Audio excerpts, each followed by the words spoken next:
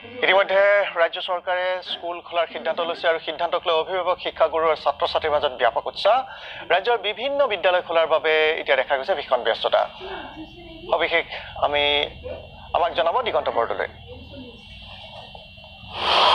প্ৰায় 8 মাহ বিৰতিৰ পিছত অহা কাইলৈৰ পৰা ৰাজ্যৰ শিক্ষানুষ্ঠানসমূহ পুনৰ খোল খাব আৰু তাৰ পিছতে প্ৰতিখন বিদ্যালয়তে প্ৰাণৰ সঞ্চাৰ হোৱা পৰিলক্ষিত হৈছে আৰু মই বৰ্তমান উপস্থিত আছোঁ উত্তৰ গুৱাহাটীৰ শংকৰদেৱ শিশু নিকেতন ফুলুঙত আৰু এইখন বিদ্যালয়তো যথেষ্ট তৎপৰতা কৰা পৰিলক্ষিত হৈছে মই পোনপটীয়াকৈ নিউজ লাইভৰ দৰ্শকক দেখুৱাই আছোঁ আৰু এইখন হৈছে উত্তৰ গুৱাহাটীৰ এখন অতি ব্যস্ত বিদ্যালয় ইয়াত প্ৰায় 3 শতাধিক ছাত্ৰ ছাত্ৰী আছে কিন্তু প্ৰায় 8 মাহ ধৰি এইখন বিদ্যালয় বন্ধ হৈ আছিলে আৰু যেহেতু অহাকালিৰ পৰা স্কুলখন পুনৰ খোল খাব আৰু তাৰ পিছতে এই বিদ্যালয়খনতো তেওঁলোকৰ যি কৰ্তৃপক্ষই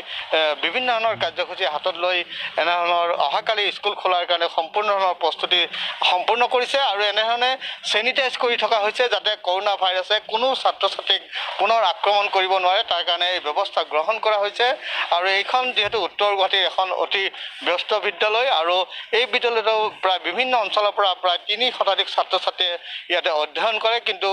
যোৱা 8 মাহ ধৰি এইখন বিদ্যালয় বন্ধ হৈ আছিলে আৰু যেহেতু অহাকালি স্কুল খুলিব আৰু তাৰ পিছতে এই বিদ্যালয় কৰ্তৃপক্ষই তেওঁলোকৰ সকলো ধৰণৰ ব্যৱস্থা ইতিমধ্যে গ্ৰহণ কৰিছে মই পোনপটীয়াকৈ এই বিদ্যালয়খন দেখুৱাই আছোঁ তাৰ মাজতে আচাৰ্য আছে তেখেতৰ লগত কথা পাতিবলৈ মই যত্ন কৰিছোঁ কি ক'ব প্ৰায় 8 মাহ বিৰতিৰ পিছত যিহেতু স্কুলসমূহ পুনৰ খুলি দিয়াৰ কাৰণে চৰকাৰে সিদ্ধান্ত গ্ৰহণ কৰিছে আপোনালোকে কেনেধৰণে প্ৰস্তুতি কৰিছে বা কেনেধৰণে নিজকে সাজু কৰিছে হয় নমস্কাৰ আমি 8 মাহ বিৰতিৰ অন্তত আকৌ চৰকাৰে স্কুল খোলাৰ যিটো অনুমতি প্ৰদান কৰিছে আমি সঁচাকৈ চৰকাৰৰ সেই পদক্ষেপক ধন্যবাদ জনাইছোঁ আৰু আমি কৰোনা যিটো মহামাৰীৰ তাণ্ডৱ বিশ্বত হ'ল তাত আমি আমাৰ যিখিনি ল'ৰা ছোৱালী আজি 8 মাহে স্কুললৈ অহা নাই এতিয়া স্কুললৈ আহিব তেওঁলোকৰ যিটো মহামাৰীৰ পৰা যিটো তেওঁলোকৰ নিৰাপত্তা আমি দিব পাৰিম বীজাণুনাশকৰ যিটো ব্যৱস্থা যিটো চেনিটাইজেশ্যন আমি সেইটোৰ ওপৰত গুৰুত্ব দিছোঁ আজি ৰবিবাৰ আমি আজিৰ বাৰটোতে আমি এই চেনিটাইজাৰৰ গোটেইখিনি কাম যিকেইটা ৰুমত আমি ক্লাছ কৰিম গোটেই চৌহদত সম্পূৰ্ণ বীজাণুমুক্ত কৰাৰ কাৰণে প্ৰচেষ্টা চলাইছোঁ আৰু তাৰ কাৰণে আমাৰ গোটেই আচাৰ্য ইয়াতে আজি উপস্থিত হৈছে আৰু কৰ্মীবিলাকে আমাৰ সহযোগ কৰিছে আৰু যথেষ্ট আগ্ৰহী অহাকালি সোমবাৰৰ পৰা যিটো আমাৰ ক্লাছ হ'ব তাত আমি সকলোৱে খুব আগ্ৰহেৰে আমি কাম কৰাৰ কাৰণে বাট চাই আছোঁ আৰু অহাকালিৰ কাৰণে তেওঁলোকে আজিৰ পৰাই সম্পূৰ্ণ প্ৰস্তুতি সম্পূৰ্ণ কৰিছে আৰু যিহেতু অহাকালি স্কুলসমূহ পুনৰ খোল খাব আৰু এইখন বিদ্যালয়ৰ প্ৰতিজন অভিভাৱিকা তথা আচাৰ্যসকলে আনন্দ প্ৰকাশ কৰা পৰিলক্ষিত হৈছে তাৰ মাজতে পৰিচালনা সমিতিৰ সভাপতি আছে কি ক'ব ছাৰ যিহেতু স্কুলসমূহ কালি পুনৰ খুলিব আপোনালোক কেনেধৰণে সাজু হৈছে আমি সকলো দিশৰ পৰা প্ৰস্তুতি হৈছোঁ ল'ৰা ছোৱালী গাৰ্জেন সকলোকে আমি আমন্ত্ৰণ জনাইছোঁ যে অহাকালি সোমবাৰৰ পৰা স্কুল আমি আৰম্ভ কৰিম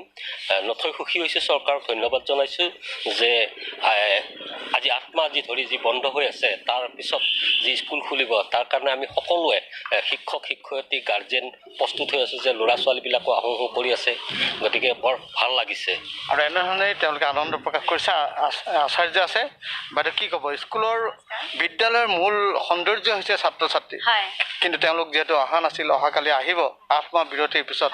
কেনেকুৱা লাগিছে মনটো আমি খুবেই আনন্দিত যেহেতু বহুত দিন আমি তেখেতসকলৰ লগত দেখা সাক্ষাৎ হোৱা নাই সেইকাৰণে কালিৰ পৰা যেহেতু ক্লাছ হ'ব আমি সঁচাকৈ বৰ আনন্দিত আৰু আমাৰ ফালৰ পৰা আমি চৰকাৰক ধন্যবাদ জনাইছোঁ আৰু তেওঁলোকে চৰকাৰকো ধন্যবাদ জনাইছে বাইদেউ কি ক'ব বিশ্বতা কৰোনা ভাইৰাছৰ কাৰণে প্ৰায় 8 মাহ ধৰি বিদ্যালয়লৈ ছাত্ৰ ছাত্ৰী অহা নাই অহাকালি আকৌ আহিব কেনেকুৱা লাগিছে মনটো আমি খুব আনন্দিত হৈছোঁ কাৰণ প্ৰায় 8 মাহ পিছত আমি তেওঁলোকক লগ পাম আমি যিহেতু অনলাইন ক্লাছ কৰি আছোঁ যদিও খুব ফলপ্ৰসূ হোৱা নাই গতিকে আমাৰ মুখামুখি ক্লাছ হ'লে আমি বেছি আনন্দিত হ'ম গতিকে চৰকাৰক আমি সেইফালৰ পৰা ধন্যবাদ জনাইছোঁ আৰু এনেধৰণেই প্ৰতিখন বিদ্যালয়ৰ যি কৰ্তৃপক্ষ আছে অভিভাৱক আছে ছাত্ৰ ছাত্ৰী আছে সকলোৱে আনন্দ প্ৰকাশ কৰিছে যে প্ৰায় 8 মাহ বিৰতিৰ পিছত অহাকাইলৈ খোল খাব ৰাজ্যৰ শিক্ষানুষ্ঠানসমূহ আৰু শংকৰদেৱ শিশু নিকেতন ফুলুঙতো এই আনন্দৰ জোৱাৰ উঠা পৰিলক্ষিত হৈছে ধন্যবাদ জনাইছোঁ দিগন্ত বৰদলৈ